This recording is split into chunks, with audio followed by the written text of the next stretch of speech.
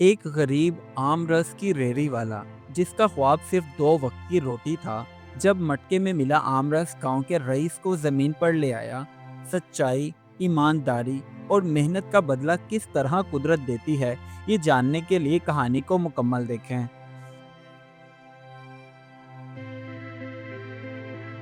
गांव की गलियों में जहां गर्द उड़ती थी और लोग सादा दिल थे, वहीं एक गरीब रेहड़ी वाला रहीम अपने मटके में आम का रस बेचता था। रहीम की जिंदगी की सबसे बड़ी दौलत उसके बीवी बच्चे थे, इसलिए वो दिन भर आम रस बेचता और जो कमाया हुआ पैसा उसके पास आता तो वो उनसे अपने बीवी बच्चों की ज़रूरियात को पूरी करता।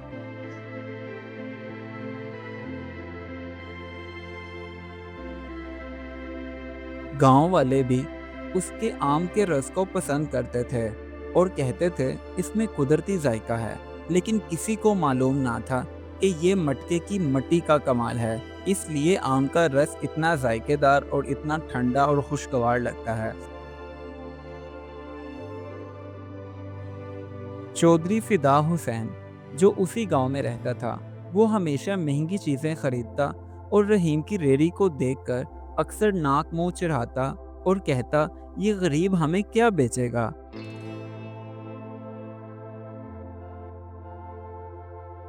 रहीम के आम रस के चर्चे जो कि पूरे गांव में थे, इसलिए चौधरी के नौकर ने एक दिन जिद की कि चौधरी साहब, ये आम रस एक बार पीकर देखें, आपको ज़रूर पसंद आएगा, इस बात की मैं गारंटी देता हूँ। चौधरी साहब ने जैसे ही आम का रस पिया तो एकदम से उसके चेहरे का रंग बदल गया, जैसे उसे कुछ याद आ गया हो। बरसों पुराना एक कसूर, एक जुल्म, और वो ज़मीन पर बैठ गया। ये वही जायका है, मेरे बाप ने एक मटके वाले को लूटा था। कई साल पहले जब चौधरी फिदा हुसैन छोटा बच्चा था, तो उस वक़्त उसके बाप ने एक गरीब आमरस बेचने वाले को लूटा था और असल में ये रहीम उसी आमरस बेचने वाले का बेटा था। इसीलिए वो अपने बाप की रवायत को बरकरार रखते हुए उसी तरह आम का रस बेच रहा था।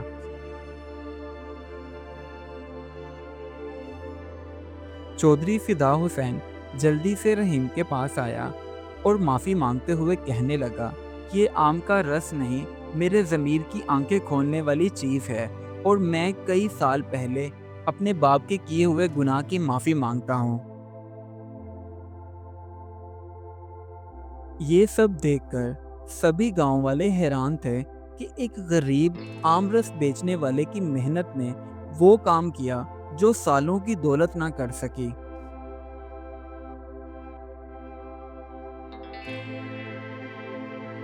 कुछ दिनों बाद चौधरी फिदा हुसैन ने रहीम को अपने आलीशान घर में बुलाया और अपने ज़मीर की तस्कीन के लिए कुछ ज़मीन उसे तोहफे में दी और साथ में कहा, ये तुम्हारे लिए मेरी तरफ से इनाम है। रहीम खुशी से जल्दी जल्दी घर आया और आकर सारी कहानी अपनी बीवी को बताई, तो उसकी बीवी की खुशी का भी कोई ठिकाना ना था।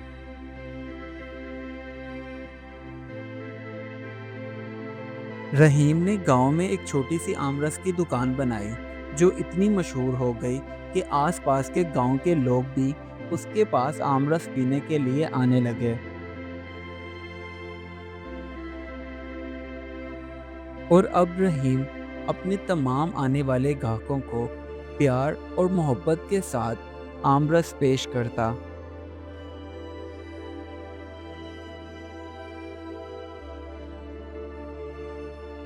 वही पुराना मटका अब शीशे के डिब्बे में बतौर यादगार रख दिया गया, जिसने एक खानदान का माजी, हाल और मुस्तकबिल सब बदल कर रख दिया। इस कहानी से हमें ये सबक मिलता है कि सच्चाई, मेहनत और ईमानदारी कभी रायगा नहीं जाती।